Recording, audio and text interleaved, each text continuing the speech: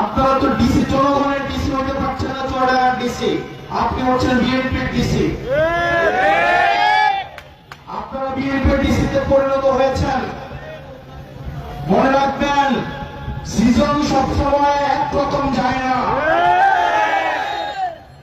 DC জনতার হইতে হবে, মাথায় রাখতে হবে।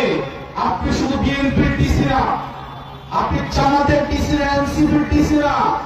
সরকারের পক্ষ হয়ে জনগণের হিসাব বুঝিয়ে দেওয়ার জন্য জনতার বেতন দিয়ে আপনাকে এখানে চাকরি দেওয়া হয়েছে।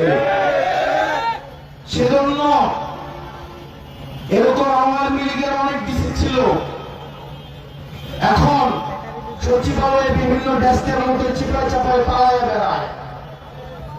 সুতরাং আপনারা যেভাবে লেজুর ভিত্তি, যেভাবে দলদাসে পরিণত হয়েছেন, এই বিষয় কিন্তু বাংলাদেশের জনগণ, চুয়াডাঙ্গাবাসী কিন্তু বলে দেখছে।